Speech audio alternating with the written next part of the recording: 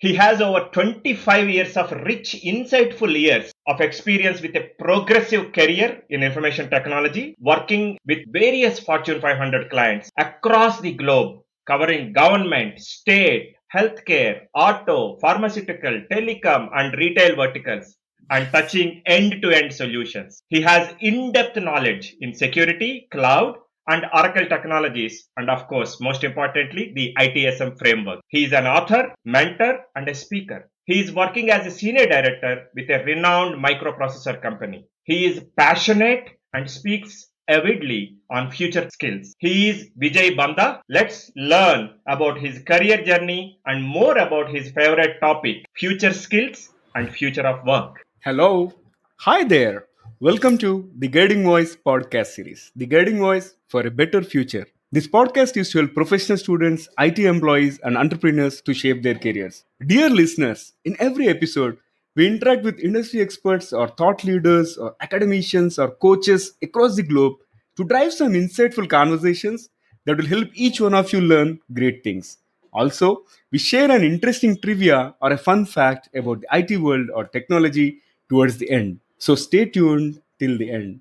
Thank you so much for tuning in. This is Naveensamala and with my co-host Sudhakar Nagandla. So folks, as Sudhakar mentioned, today we are going to discuss a very niche and a critical topic which is going to influence the future of India and the future of world. And the topic is future skills and the future of work. And we are very pleased to welcome Vijay to our show. Thank you so much, Sudhakar Garu and Naveen Garu. Thank you. Namaskaram. Namaste to everybody.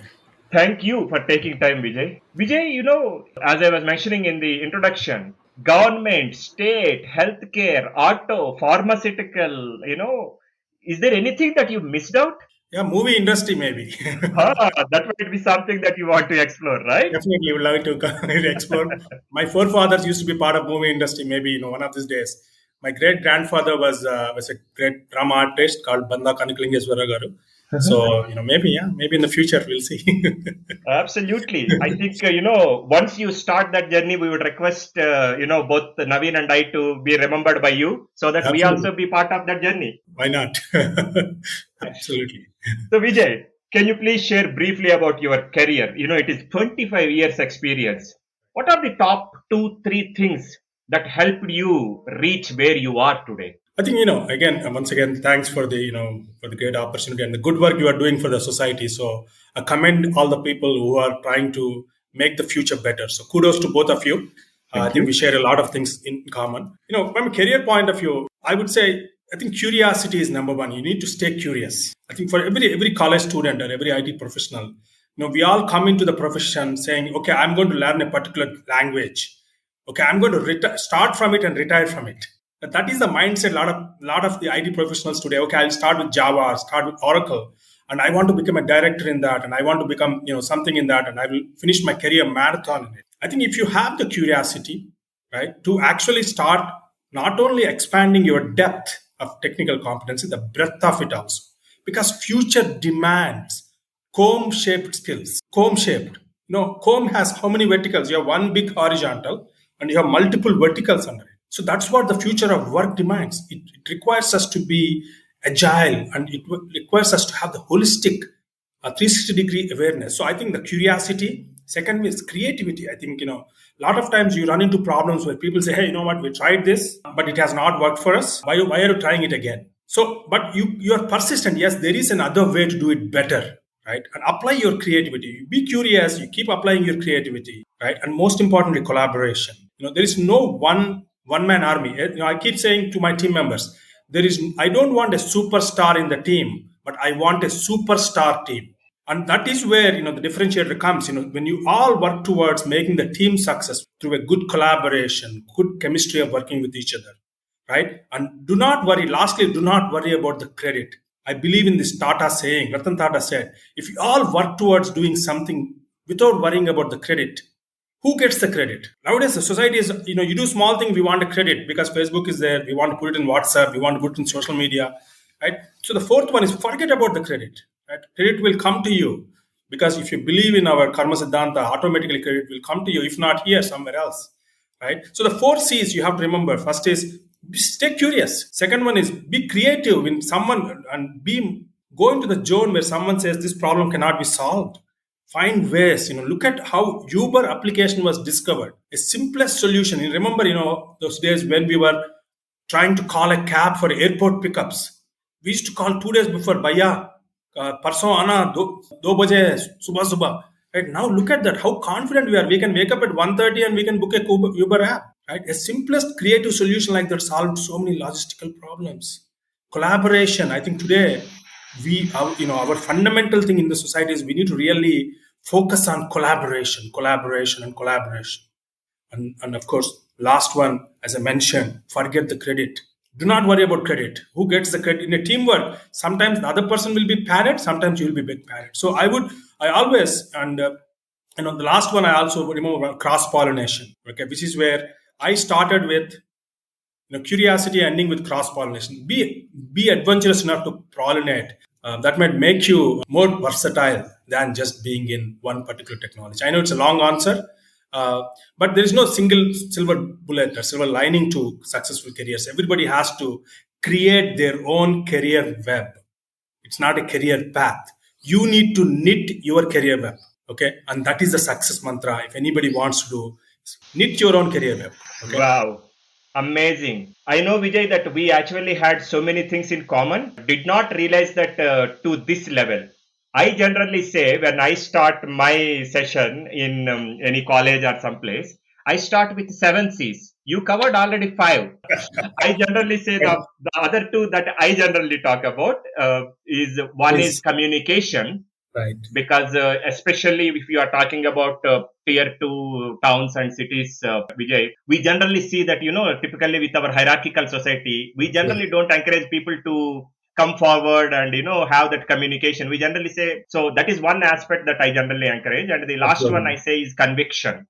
Because I generally see that the people like Nelson Mandela, Mahatma Gandhi, one thing that they followed, in my view, is that conviction. So these are the 7 C's that I talk about. So it's fantastic, so funny, and at the same time, so coincidental. Like you picked 5 of the 7 that I generally use. Amazing. Thank you for that. It aligns us more. So thank you for the other C's too. I think I'll remember that for my future sessions. Thank you. Yeah. Thank you. So Vijay, coming to today's topic, which resonates with your favorite subject, and in fact related to your book, Skillupindia, 4 Mantras for Future Skill Readiness. What are the future skills that you are talking about? I think first of all, we have a small example. We are moving from one city to Warangal, let's say. Because of some reason, we are moving to Warangal, or somebody is moving from Hyderabad to Vijay Banda, vice versa. So we always inquire, how is the locality? Is water problem there? How are the schools there? What is my commuting distance from there to my office? How far are my parents? How far are my relatives? So we check so many things before we even make a move from one place to other place. Similarly, you're buying a car, you're buying a telephone or a smartphone. You think 10 different ways. But when people are thinking about careers, they are still oblivious of the fact that education alone will not get them future job ready. They have to start thinking that it's not just education. Education is like a driver license. It's a qualification only. Especially, unfortunately, today, the qualification aspect is only emphasized than the skill aspect. So I think that's where, I would say, I've been interacting like you, Sudhakar Garu, been interacting with a lot of folks. I did a lot of sessions in the last 6-7 years, speaking with colleges across India, thankfully face-to-face before COVID. I traveled every Saturday, even to remote villages in Telangana, like Siddipeta, Warangal, Karimnagar. I went to so many places where I interacted in Telugu to folks. And then I came to know that people are very talented. They're extremely talented. They have passion. They want to do something good. But neither the teachers have the right guidance to tell them. Everybody's saying, get good marks, get good marks, get good marks. And then after that, and people, getting good marks, going to engineering colleges, and then landing in Amirpet to get a job, they're questioning the entire life of themselves. So Amirpet is a place in Hyderabad, some of you might know, yes, all the famous degrees can be achieved at a peanut price. You can pretty much learn C, Java, C++ in the morning, Java in the evening, and vice versa, right? Based on your convenience and your interest. So people landing to Amirpet nowadays to online schools and just learning things. So I want to give them a simpler way to really ponder upon what kind of skills that they need to, how to position themselves well. Because going back to my opening statement, their adversaries are not going to be humans in the future. It's a chitty robot that is going to be sitting right next to them. Imagine Rajnikant with a nice spec sitting right next to you virtually. And Rajnikant can read, this chitty can read much faster, learn much faster. It doesn't have any nuances at home like Attagaru, Mamagaru, or father-in-law, mother-in-law problems. It doesn't have to take chai breaks or coffee breaks. It doesn't need increments. It doesn't need promotions. It can work 24/7. So you are going to be competing with these future adversaries, especially if you are in 10th class now. Already we go to ORR on the toll gate. We see the toll gate is automated through FASTag. Right? We go to elevators. Elevators are already automated. We don't see elevator boy anymore. The number of ATMs are going down, and Google Pay is going up because of some automatic payment is going up, because kind of jobs are becoming more specialized. So that's what people have to realize, that they have to really develop the specialized skills. So what will make them develop the specialized skills? I wanted to give them a very simple narrative so that they can have an approach, a framework to go about parallelly developing this specialized skills. So that is what my book is about. And that is what I wanted to help. I'll be happy to go through a little more details explaining each of the mantra, but let me turn it over to you, see if this makes sense for this context here. No, absolutely makes sense. In fact, I love the analogy of this driving license. Merely you can get a driving license, but in case if you're not familiar with how to drive, it will get difficult for you and you cannot navigate, even you cannot cross the city outskirts itself, right? So I completely resonate with you. And another fact that you have bluntly mentioned, like especially the future workforce will be working or co-working with the robots, and robots doesn't need any increments as such. So it is a kind of eye-opening conversation that we are having so far. And definitely, Vijay, it would be great if you could walk us through the 4 mantras on the high level. Of course, we don't want to reveal the entire secret recipe of the book, but as much as you can share, it would be great. So I don't mind, honestly, I don't mind revealing the recipe also. There is no recipe here. Right? It's the mindset change, folks. Our students of India, India, 60% of India is under 30 years of age. So we have the power of youth that can change the world, provided we can channelize them in the right way. So I'm giving them this new mindset. How to develop this new mindset through these 4 mantras. Let me start with why I said mantras. It's not a religious word. Mantra means the power of mantra lives in the recitation, repetition. So these 4, it's not like 4 steps, you climb one and you forget, you're done with it. No, 4 mantras means you need to keep repeating from your career through entire your career journey. And that's why I use the word mantras, because that will make them relevant to any phase in career you are in. Whether you are in 10 years experience, 5 years experience, 20 years experience, these mantras will be useful for you. So the first mantra, this one starts with A, 4 A mantras. So now we are going from C to A, there's a promotion. So we are going to A. So the 4A mantra, the first mantra is called develop industry awareness. Whatever that you are learning, whatever that you are doing, how relevant that is with the industry. People are learning about cloud technology. I see MBBS doctors are learning about anatomy, not completely understanding what is the longest nerve in your body or what is the longest bone in the body. They have no idea, right? So there is no practicality of learning. So how do you find? So what I'm saying is, whatever that you are learning in the college, when you're sitting in the bus, don't go to WhatsApp, don't go to Facebook and look at this movie promos. Instead, okay, your class taught you today, how, this particular formula in physics or chemistry or mathematics or sciences. Look at how that can be applied in the real world and how real world is using that, right? Simple thing. I ask people, how does Wi-Fi, they say electrical engineers. I ask them, how do you change your Wi-Fi password and what protocol that it uses to connect Wi-Fi? Right? JNTU, I'm sorry to say, the top university people sometimes fail to answer that question because they don't have the awareness. They're thinking only this book chapter wise instead of applying that knowledge. So the more you are associated with, so what I gave in my book is be aware of the industry, learn to apply whatever you learn in how it's working in industry. Client server, you're learning about client server. WhatsApp works on client server. Do you know? I ask them, how does WhatsApp work? What technology? Does WhatsApp use cloud or client server? Sir, don't know, sir. Right? So I think there are That is the gap we need to fill, and that's where it's not the students' fault. I think it's their approach that we need to change, so that whatever they are learning, they can apply it to the real time. Second one is just like develop self-awareness is how important. Second one is develop self-awareness. I ask them, what is the strength of a movie star? Oh, this guy dances very well. This guy is a good speaker, good actor with the eyes. Virat Kohli bats well, right? Bumrah bowls well. They know the strength. But I ask them, what is your strength? Sir, I am a hard worker, sir. I am a team player. No, tell me, what is your unique property? You can't say biryani is made up of rice. And Hyderabad biryani is good because Hyderabad biryani is made up of rice. No, right?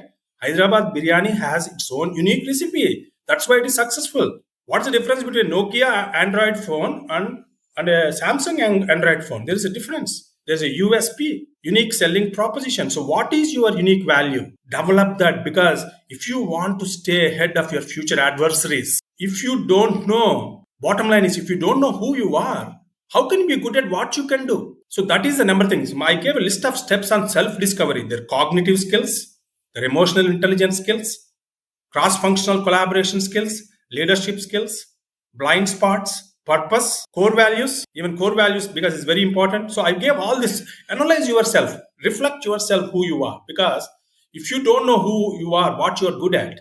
PV Sindhu discovered that she is good at athleticism. So she found a good thing that supplements and complements her strengths. Right? Virat Kohli, instead of batting, if he gone into bowling, we wouldn't have known Virat Kohli today. So people have found their natural way to apply the strengths. So converting the strength to careers, okay, strengths to craft to career. They're able to do that, and that's why, and that is the kind of mindset we need. That is my second mantra talks about, is first develop self-awareness. Third one tries be adept. Don't adapt, ADEPT. That means continuously upskill. The industry, this is for especially for IT professionals. IT professionals, like I started in the session, like every 18 months, they must upskill because the technology is changing so much. Today we have Python. I never heard about Python 4 years ago. We were only drinking Java and coffee, something, right? Or C++. Now we're talking about Cobras and Pythons. Tomorrow we could be talking about Tigers or something else. We're thinking, oh, I learned Python, my life is going to be set. No way that's going to be. So you have to continuously upskill. Again, upskill should be based on first, second mantra. Upskilling should be aligned to industry, and upskilling should be aligned to your strengths and supplement your strengths and complement your weaknesses. Like if you want to become a teacher, your communication skills are not good, and you identified that you want to be a big teacher, and your communication skills are not good, then what are you going to do? You are going to take some courses to develop those competencies in yourself. And that is what be adapted. And the fourth one is attitude to adapt. Today, youth, this is a very, very important thing, right? You have the right attitude to adapt. If you look at a problem as a problem, but if you look at a problem as a challenge, look at what COVID done. People never used Zoom before. People are afraid of computers. People are afraid of digitalization, digital payment. Now everybody is comfortable because they have taken that necessity is mother of innovation. Pretty much, they started using these things, and things have been a lot better. So have the right attitude to be flexible, to be fungible. Bruce Lee says, "Be water, my friend." Have that fungibility. You put in water in a bottle, it takes the shape of a bottle. You put water in a cup, it takes the shape of a cup. So that is what the fourth mantra is, where I emphasize that they have to develop the fungibility. Sir, I only take this job if I get this much salary, if I get this, then you will never progress in life because you are so rigid with your things. So those are the four mantras, just to summarize here. That's a great summary of your whole book. And in fact, I resonate with a lot of facts that you have mentioned, Vijay. For example, if we look at the students, especially from the rural background and all, they have that curiosity, but they don't know how to identify their own strengths, right? Because Sudhakar and I have facilitated a lot of sessions together. And one pity thing is these guys are looking for ready-made solutions. But in case if you are giving that ready-made solutions, how long are they going to survive, right? So that's the major question. And definitely, I think every student must, not only student, every IT employee should and must read your book. That's what I would emphasize on based on the conversation that we had so far, because you touched upon the industry awareness, which is very important to understand what is happening in the industry, so that we are aware of the developments and develop our own key strengths in tandem with what is happening with the industry.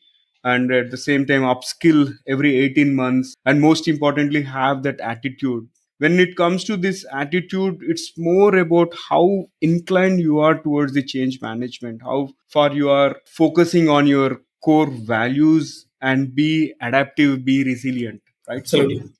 wonderful insights. Excellent summary. And so, Vijay, now talking about our next question in this conversation. So, irrespective of the times, right? What are some of the basic foundational skills that are required by any individual in order to better their employment opportunities? It's an excellent question, excellent follow-up question. I think, thank you. And you summarized my book really well. So thank you, Naveen. So just going back to the basics, we have two sides of the brain, right? We have the left and the right side. Most of our education system and most of our parenting style always made us nourish the logical, the left side of the brain. Yeah. If you go back to 100 years ago, the Gurukul worlds, even a king's son has to learn musical instrument. Even the king's son has to learn how to recite Vedas, has to learn how to dance, how to walk in public, how to recite poems. Today, I speak to so much youth, right? They talk about only marks. So the main thing is, how do you use your power of brain holistically? What are the foundational skills? So that the right side is where the creativity nourishes. So that's why Gurukuls used to emphasize all kings' sons as daughters has to learn music, because the creativity will go up, right? So we have to. So there are 4 or 5 foundational skills. World Economic Forum, irrespective of the degree, they don't talk about top skills, top degrees of the future. They talk about top skills of the future. This is done by World Economic Forum, WEF, famously, and people can Google and find it. The top skills of 2025. They start with analytical things and critical thinking skills. They're talking about that. And the second one is creativity and innovation, problem solving, cross-functional collaboration, leadership, technology savviness. They're about, and again, resilience. How fast can you bounce back when things don't work? So these are the foundational skills. And I think in our education system, I was talking to the teacher training session with the Telangana government last week, where I was interacting with the teachers. I was telling them, these skills don't have to be a separate curriculum. You can just take this concept and apply in the existing curriculum. Critical thinking skills. What is critical thinking? There's a simple philosophy of critical thinking. 7 whys of critical thinking. Why? 7 whys. You look at a problem and ask why 7 times. You get the answer. Why is there always water shortage in Hyderabad? As a hypothetical question, due respect to the state government. Just an example. Okay, why there is always a mosquito problem here? Okay, we have too many drainages. So you go, why do you have open drains? Too many open drains. Because we don't have too many centralized drainage system. Why we don't have? Like, you keep asking the questions 7 times, 8th time, and I'm sure after 7th time, you will arrive at the actual issue that need to be addressed and corrected. And that is what critical thinking is. So they can talk about the same concept when they're teaching science, when they're teaching chemistry, when they're teaching even social sciences. They can apply critical thinking. They can apply analytical thinking. I even suggested them they should have innovation Saturdays, where every Saturday afternoon they should encourage open dialogue. So critical thinking skills, okay, analytical thinking skills, critical and analytical are logical, left side. Creative thinking and creative problem solving is the right side. And most importantly, lastly, problem solving and decision making. I see a lot of people, there is analysis paralysis. They do this, they won't make decisions. But if you go to IT industry, you have to make decisions. Every day I make 5 or 6 critical decisions. Do this fast, right? I think the decision making, appetite for the risk, and make the decisions with the information that you have. I think those are some of the things I would say foundational skills is what World Economic Forum is talking about. Develop these skills. And they're both cognitive skills, and so there's something called emotional intelligence skills is also something that we can talk more subsequently. But these are the foundational skills. And I mean, I can speak for about 2-3 hours on all these skills.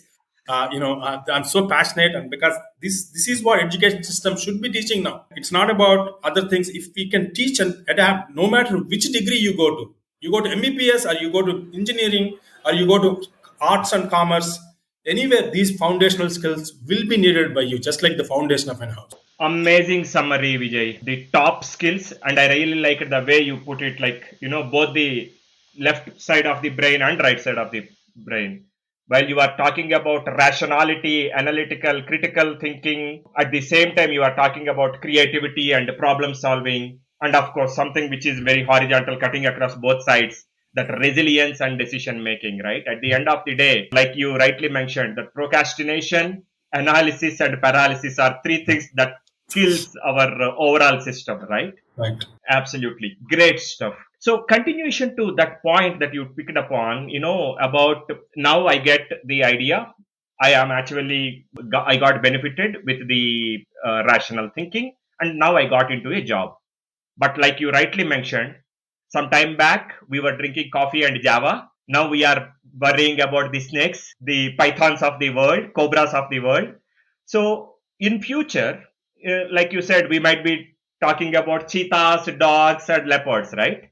So in these dynamic times where everything is fragile and short-lived, and that relevance is very, very short tenured time-wise, what does it take to be relevant for long-term career? Absolutely. I think, again, a very absolutely relevant question in the current time frame, current times. I want to give a small example. This relevance is not only applied to professionals like us. I think a lot of us heard about company called Xerox. A lot of us heard about a company called Fuji. It used to make cameras. Now, Fuji cameras used to be so famous once upon a time. Right? Everybody, in a lot of world. Now, you don't hear much about Fuji anymore. Nokia. So, career or business, reinventing and repositioning yourself frequently is the need of the hour. And as I was mentioning, it's a career web, worldwide web like that. It's a career web. You need to build your own. It's by looking at your ethos or the landscape of the industry. Like if you look at my example, I started as an Oracle developer and I grew 10 years in Oracle.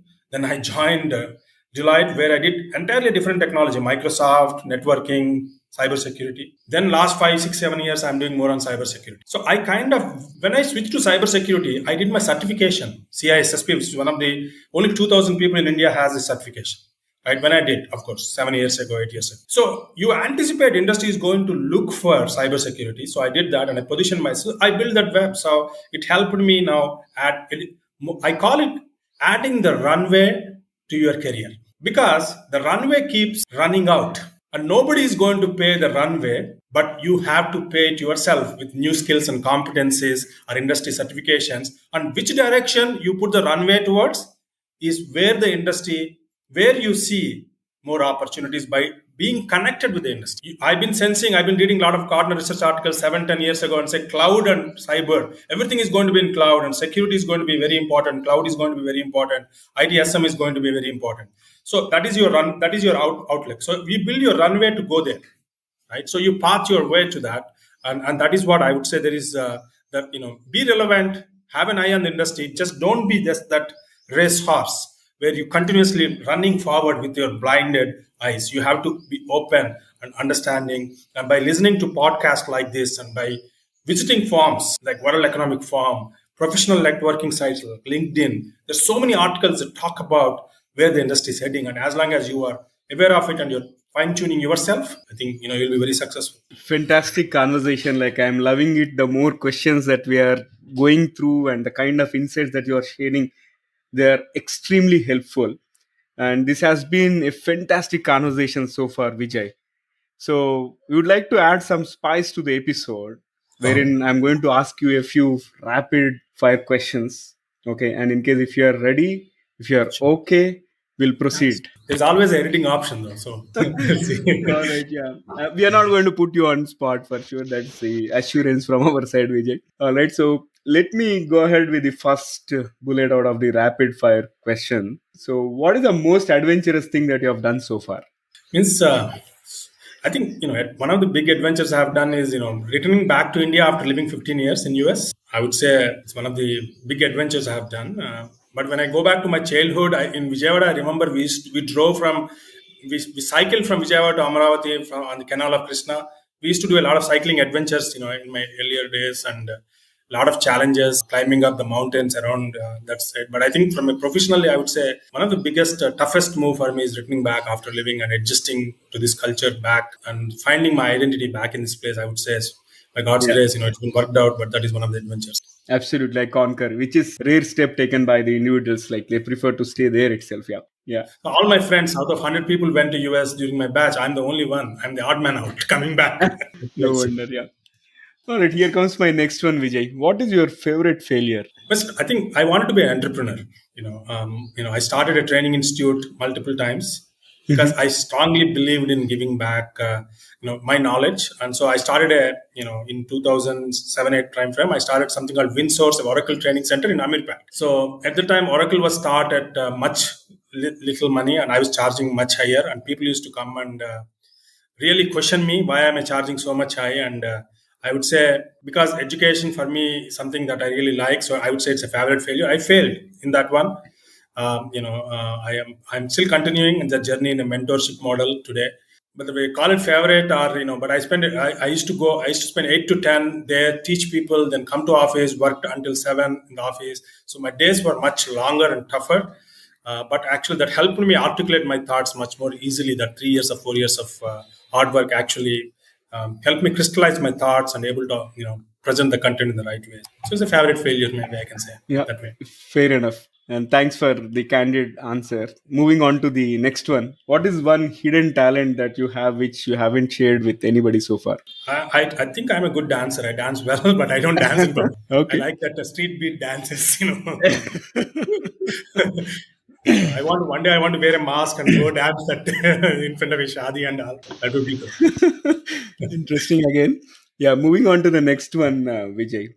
What is one thing or one question that you have on your mind which has been not answered so far? Purpose of life, simple. I keep asking God, show me the purpose. What is my purpose? क्यों बनाया हमको? क्यों India लेके आया? Why am I doing S-Mentor? Why am I, is my purpose? How do I, show me the purpose? Like the great movie, show me the money, right? Show me the purpose. Need to figure that out, hopefully. Yeah. Because my runway is getting shorter, right? I need to know my purpose faster before I take off. Okay, so the last one for the rapid fire round, Vijay. What will be your message to the younger Vijay, your younger version of yourself? I think just don't overanalyze and don't be a worry-weed. That's what I would say. Don't be a worry-weed. Things will happen when they happen. It's a good question, yeah. Yeah. All right. Yeah, thank you. Thank you so much for being so candid and so sport in the rapid fire round. So with that, I'll hand over the session back to Sudhakar.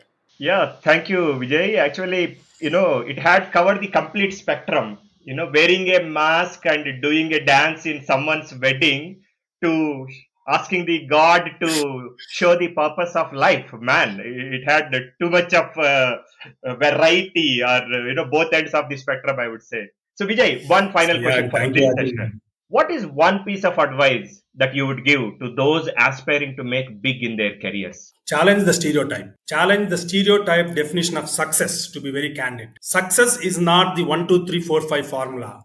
1 wife, 2 children, 3-bedroom apartment, 4-wheeler and 5-figure salary or 6-figure salary. That is not the definition of success. Success is something you define holistically. Okay, it's not just a success in professional success or success in your own individual life.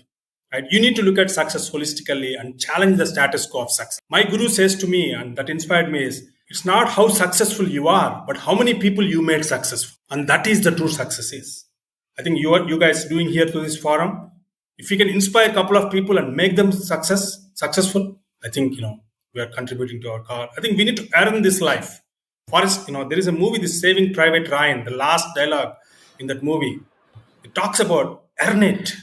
God has given us this powerful role. Earn this. It's don't just go with the society pressure and say, this is my success, that I need to follow somebody else's stereotype of definition of success. Define your success and make the success holistic, because we need youth of India to think not only for themselves, but for the society, but for the country. Because if we don't do something for the country now, we will never get this kind of opportunity where 60% of India is under 30 years of age. If you look at Japan, majority of them are old people. They cannot do anything for the country. Even if you motivate them, they want to go back home and lie down on the bed. But if we can motivate and channelize India, we can really make India the future skill capital of the world, future superpower of the world. So believe in that new definition of success. Imagine, last closing comment, Bhagat Singh thought before getting on to that Kamba, that do I have life insurance? Do my mother has life insurance before I jump? Then India wouldn't have been like this. We have to think beyond and put our country first. Be successful, but make society and country successful also. Change your definition of success.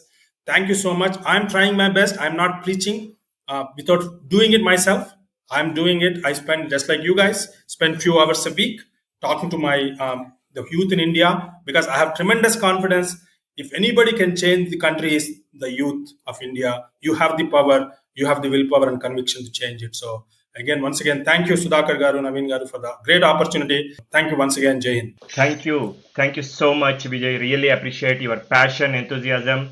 And I really like the way you said it. You are not preaching something that you are not following. You are doing it.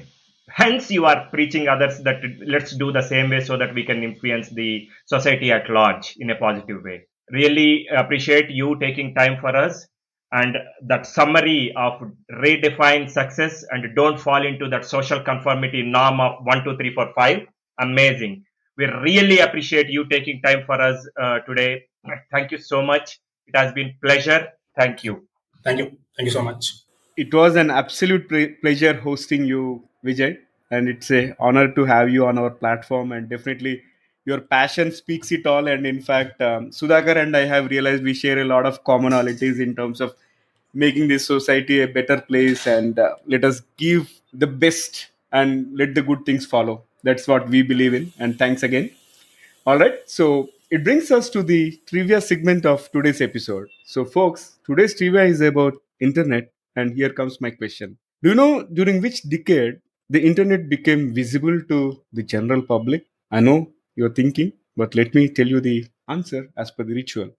It is during the 1990s the internet became visible to the general public, and until then it was used for the military defense purposes and various other research areas. Interesting, isn't it? Thank you for listening. There is more in store, folks. Stay tuned. Take care.